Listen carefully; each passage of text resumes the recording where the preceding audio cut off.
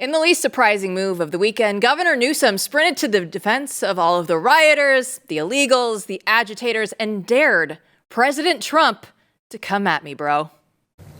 Get your hands off these poor people who are just trying to live their lives, man. Trying to live their lives, paying their taxes, been here 10 years. The fear, the horror. The hell is this guy? Come after me, arrest me. Let's just get it over with. Tough guy. You know, I don't give a damn. But I care about my community. I care about this community. The hell are they doing? These guys need to grow up. They need to stop. And we need to push back. And I'm sorry to be so clear, but that kind of bloviating is exhausting. So, Tom, arrest me. Newsom has been very passive towards the people wreaking havoc in the streets of Los Angeles. Blaze Media's national correspondent Julio Rosas is actually there right now on those streets, and he joins us right now. So, Julio, just take us through what you've seen. I know Matthew Peterson here gave you a call on Saturday night. So what have you seen since you've arrived in Los Angeles? So last night we were actually in this very area. We're all over by Alameda Street, which is close to City Hall. And there were still things happening late into the night. I mean, the police had separated kind of the main group by blocking off the bridges that go over the 101. And so it just kind of led to skirmishes, and rioters were still setting fires. They were still throwing things at police as they were driving by. And then things kind of ended around 1 a.m.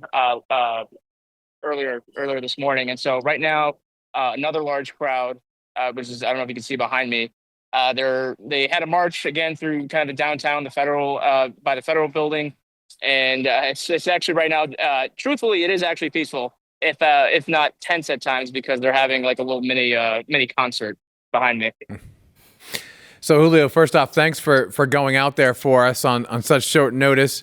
I think last night your videos and everything we saw, it was alarming to a lot of us because the last few days is the first time we've really seen this actual playbook, since 2020 at this scale. I think I'm right in saying that. It's been a while, and all of a sudden it looks like our old friends are back in action. But what are you expecting for tonight? Do you think this subsides, or looking and hearing what you see on the ground, do you think this is going to keep going into the week?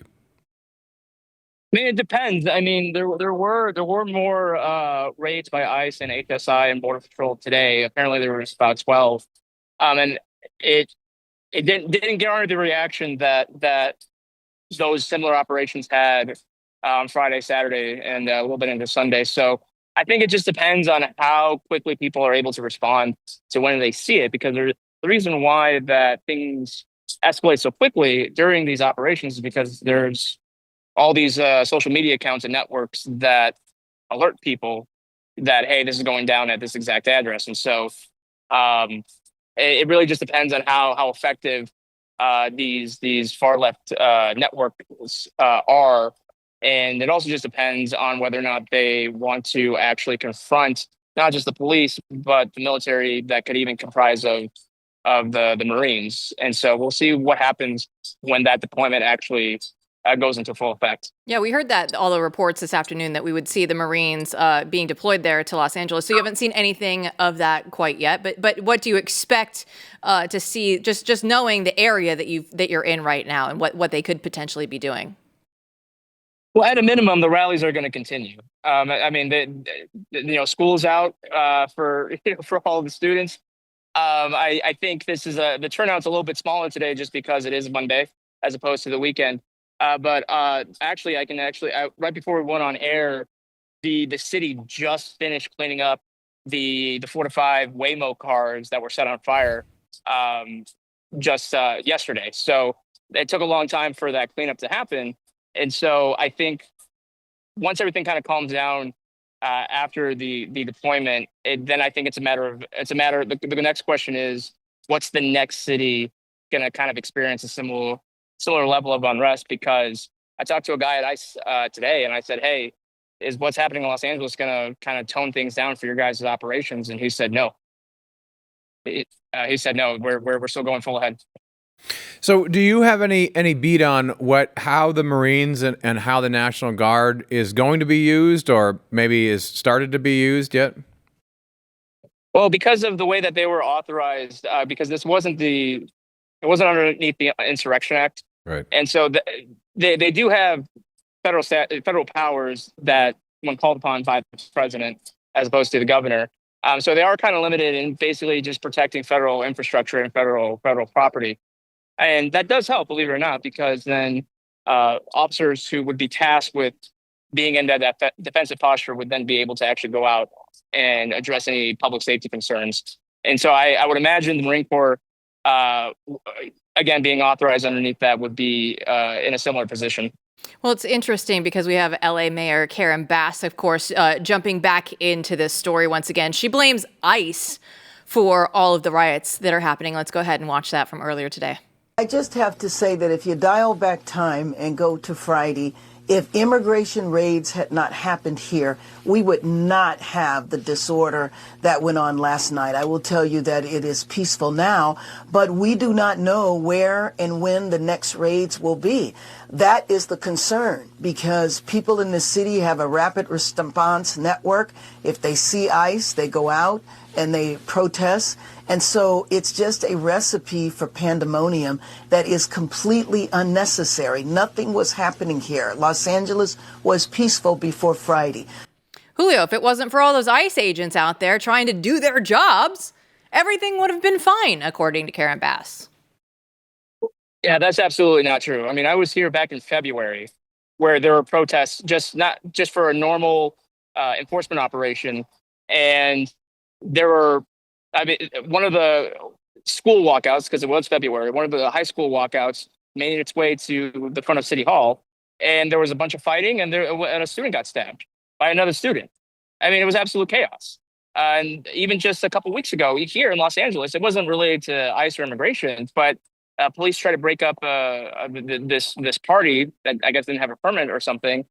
And the party goers decided, well, we're just going to wreak havoc in the neighborhood. And there were no arrests that time. So this idea that, oh, well, it's just the federal government's fault, that's just not true. Just even from earlier this year, even to a couple weeks ago. Julio, we have to mention, and because we all lived through it, you in particular, Trump 1.0, sort of let the states handle their own unrest. It was very controversial for Tom Cotton or, write an op-ed saying, God forbid we do what we've always done, which is send in more force to take care of the problem. So when you look at what's going on now, I mean, how different is Trump 2.0 from 2020? No, it's pretty different. I mean, the posture is a lot more stronger. I mean, he was deferring initially to the governors to deploy the National Guard, and that led to developments of things like CHOP in Seattle. The National Guard in Minneapolis wasn't really out in full force until Friday, after basically a full work week.